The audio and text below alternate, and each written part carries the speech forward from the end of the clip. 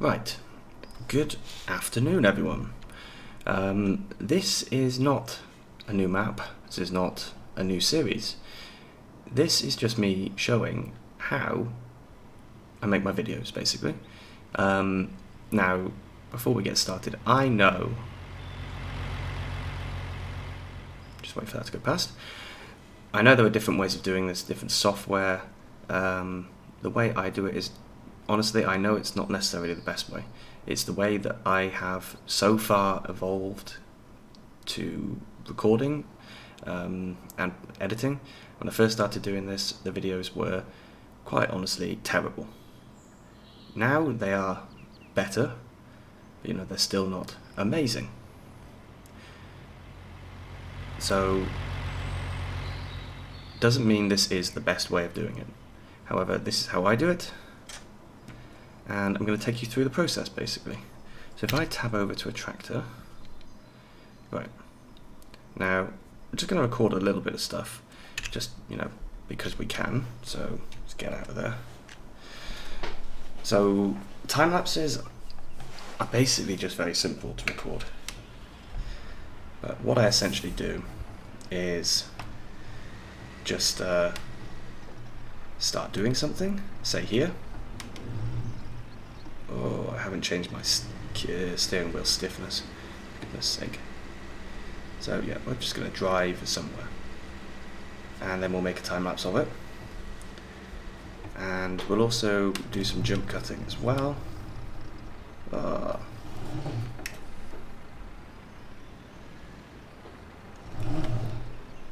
So this is perfect actually, because this gives me an opportunity to show you exactly what I do if I make a really stupid mistake like this. There we go. Right. So that was obviously something that we're doing. We're talking at the moment, well I'm talking at the moment, but I will afterwards time-lapse it. Usually when I time-lapse, I obviously don't talk to myself, that would be stupid. But sometimes I do start talking because I'm not sure when I'm going to jump back from the time-lapse. It's a difficulty when you're recording and editing. You don't know what the finished video is going to be like when you are recording. The length of the video is quite hard to control as well, but it can be done. So we've now got this. We're going to stop here. Don't think we need any more footage really. And okay, so I'll pause that. Now we're going to hop over to OBS. If I turn on OBS, yeah, there you go. You get this horrible screen here. Look at this. It's doing a slightly weird thing. Because it's picture in picture in picture in picture in picture in picture in picture in picture in picture in picture forever. But basically, if we go down to here, you can see I've got desktop audio and mic audio. At the moment, desktop audio is showing us nothing. It's very difficult for me to show you this without the game open. But basically, when the game is open, I get the background noise of the birds and things, and that shows up as my desktop audio. The mic is me. So you can see I've got the audio set slightly down. In fact, if we go back to the game, I can show you. These are my audio controls. So volume is on full, environment is on 80, radio and GUI, I don't really care about those, I don't use the radio. Vehicle is on 40, that's what I found to be the best. And now if I go back over here, there we go, I've set the mic to 0 and the audio mixer for the desktop is on -12 as well, so that just reduces all the audio that comes out of the game, not just the vehicles. If I go into the advanced properties, in here I have my different tracks. So I've got my desktop audio and my mic. I have them separated, and you'll see why when I load this into Lightworks basically. When streaming, you have to make sure they're both on the same track. So my first stream I did the other day, was talking to myself for 15 minutes because I hadn't realised I have to put them both on the same track, because when you're streaming it only outputs one track. Doing it this way, you'll see how this works when I go into Lightworks. So what I'll do is I will stop the recording for a moment, and then I'll restart in Lightworks, because I can't use this footage unless I'm in Lightworks, if that makes any sense. So, see you in a second. Okay, so this is Lightworks. I have the full version because I tried quite a few different softwares. Some of them I liked, some of them I didn't. There's different things about different ones. You know, you can go all out and use Adobe Premiere if you want, but I stuck with Lightworks because I found it really simple to use. I did try a few others. DaVinci Resolve, for example, was really good, but I found it took too long to do what I was trying to do. Maybe if I went back to it now, I would like it more, but I don't really know, to be honest. So the way you do it, you create your projects. I've got one for everything I've done, basically. So the multiplayer series, the Max Realism I have at the moment. This is Ireland, FSX videos, P3D, RimWorld Season 1, RimWorld Season 2, which will be coming soon, and Explain. So if I just make a new one, I'm going to call this Demo. There we go. Frame rate, it doesn't matter what you do here, to be honest, but if I set it as 60, it makes things easier. Okay, so you can see, excuse the noise, that's me putting my coffee cup down. If I go to local files, this is a load of background music I've got. And if I go into here, a new video that was created today. I can't see how long it is in this screen, but if I go back to the projects, I'll create a bin. This just allows me to organize things. I'll show you that this is Ireland one afterwards, and you'll see how helpful it is to organize things in this way. So I call this demo 1. There we go. Now, I am going to now import this. So this is now imported. If I go to the edit page, I can switch this into the view I prefer. So we've got 5 minutes of recording here. What I do is I make an empty sequence, call it demo vid. Here we go. And if I double click that, this is now my area for editing. Now you'll notice here I've got V1, A1, A2. Up here, V1, A1, A2, A3, A4. So I need to add some more tracks. This is going to all become very apparent in a moment. What I do is I add 4, create them as pairs, and now if I just drag this in, there we go, perfect. I won't close the gap yet. Now I've added an extra 2. You'll see what that's for in a moment. And now what we've got here is, if I turn this off and play, you can hear background noise. You can't hear me talking. If I do the opposite,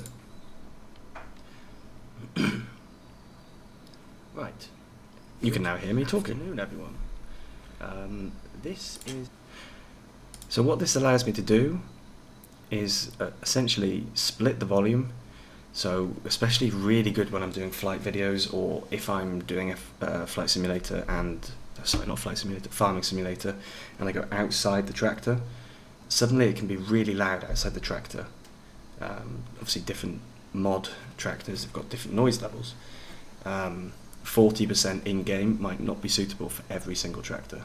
So in here, when I'm watching it, when I'm doing the editing process, if I listen to it and I go, oh god, I can't hear myself over the top, I can just come in here, I can do this, split it, put another split in there when the noise is finished, and now in here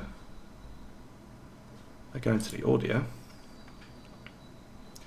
I can now reduce the track level just for that section, leaving the voice exactly as it is, and it's perfect.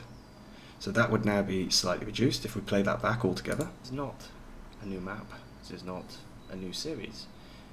This is just me showing how I make my videos, basically. Now, before we get started, I know... Just wait for that to go past. So you see how quiet that was with the truck going past?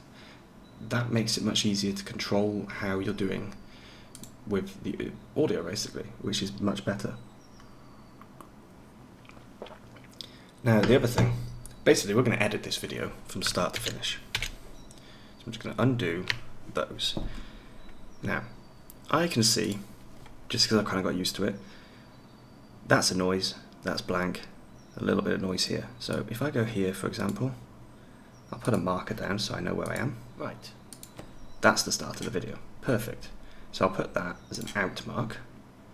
I just use the scroll wheel to basically move through parts. That's an in. Now what I can do is I can delete that. Gone. Trim the start of the video. Perfect. And I can go to the end. I went a bit too far there. And I can see around here, looks to be the right time. See in a second. So now I can trim that. Done. So that's trimming. You can see it's really, really easy. There was also a moment in the time lapse where I crashed. So if we find that, there is something to note here as well. Usually what I do is I come here, media, make proxy. I've got my proxy settings. I think I can show them.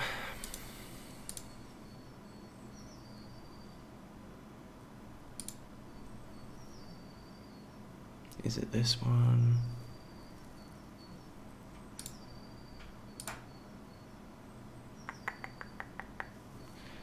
I don't remember where I set it.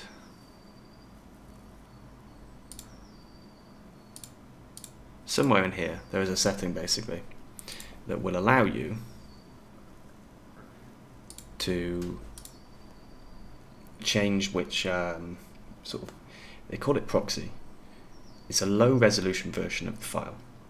When I've got a video, which honestly some of the half-hour videos I've published have been 2 hours of recording, especially time lapses, they take a really long time. If I click here, it's okay, but you see, the mouse wheel starts turning, it has to catch up. If you make a proxy, you can get straight through really, really quickly. So I tend to make a proxy first, but I'm not doing that for this one because it just takes a little bit too long, to be perfectly honest. So let's find the start of our time lapse. I think it was around here. We'll put a marker down so we can check. So time lapses are basically just very simple to record. So actually I think that will be the start of our time lapse. So let's just play. What I essentially do is just, you can hear me talking over the top, of course. So let's find where we paused. It was somewhere around here. Of course, with when you're in proxy mode, this is a little bit easier to do because you can scan through a lot more quickly. So, is it around here? You don't know what the finished video is going to be like when you...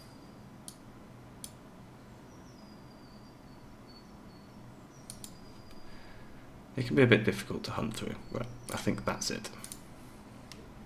Okay, so I'll pause that. Perfect. So you can see we've now got this area here selected. Now this is not the way I would normally do it, actually. This is a slightly awkward way. Instead, what I would normally do for a time lapse is just clear those. Split that there. Perfect. Now this was 2. Need to turn numlock on. 2:59:39, I believe. So we go to there, and bang. That's now separated. That is the part that I wanted to separate out completely. So what I can do now is I can play with this individually without having to worry about everything else. Somewhere in here there was a crash. Around here. So let's just play through and find the crash. And we'll also do some jump cutting as well.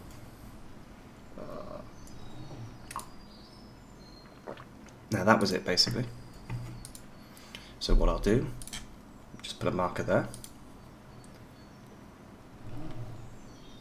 So this is perfect actually, because this gives me an opportunity to show you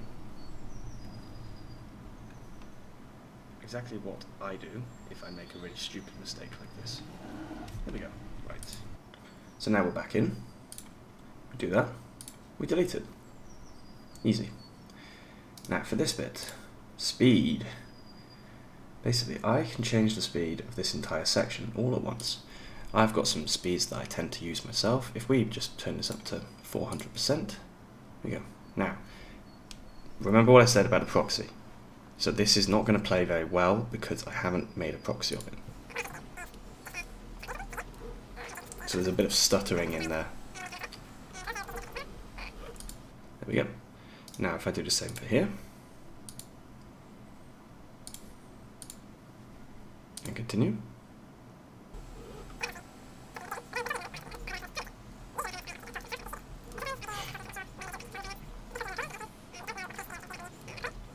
So you get the point. So now we've got this section here. Great. That section is perfect, I think. Not an issue with it.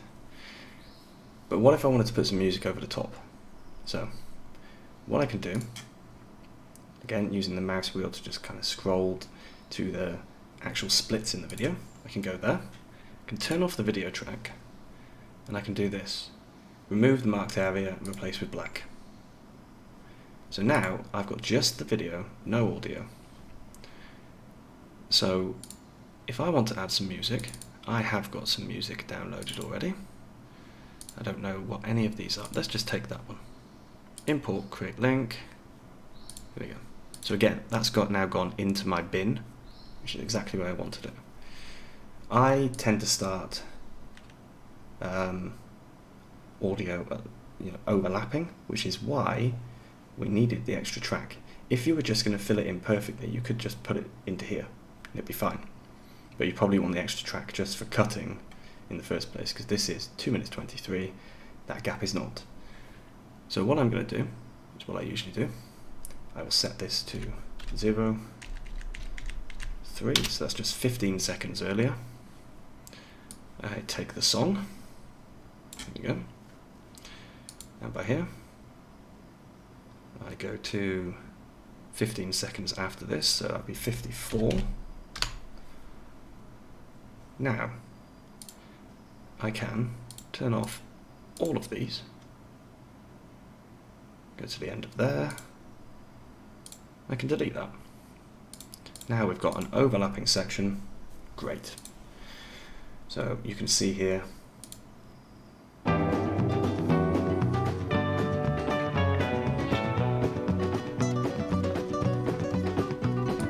we've now got video with some nice audio.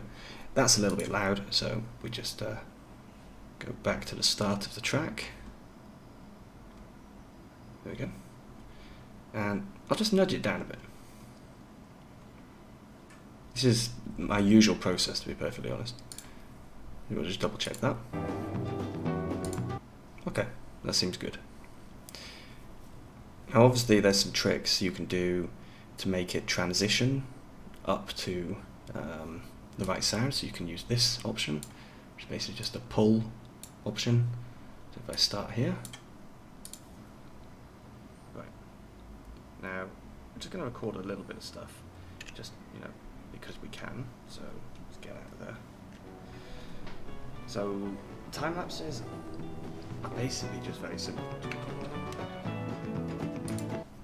You see exactly how that worked.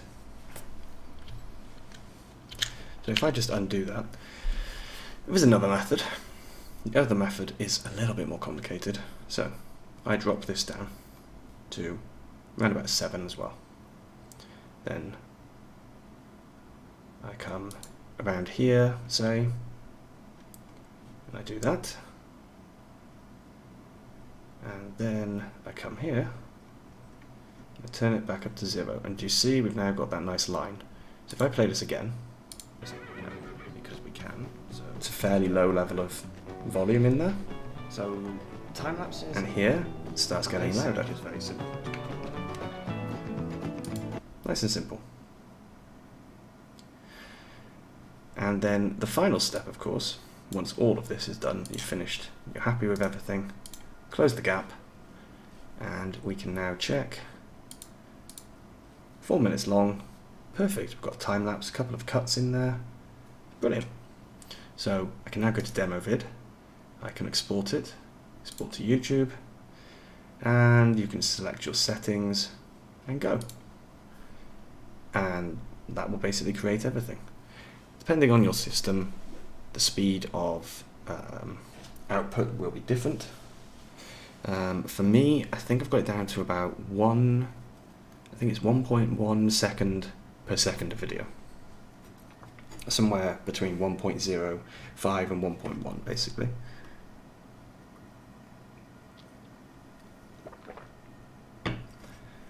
So that is basically my process. Obviously, for publishing them, creating thumbnails, all that sort of thing, that is a standard process. You make thumbnails however you want, and you publish however you want as well. And yeah, that's basically it. But hopefully, this is helpful to anyone who's just starting out. It's worth pointing out, Lightworks does have a free version. It allows you to publish in 720p maximum, I believe. Although I haven't checked recently because I have the full version. The full version, I would advise buying it. However, I would advise trying many different bits of software first. Don't go straight into Lightworks. You might find that you really like Blender, for example, which I know is used. I could never get the hang of it. Blender is used, DaVinci Resolve is used, which is similar, but it's more similar to Adobe Premiere. Adobe Premiere itself is obviously very popular, and there are plenty of others out there.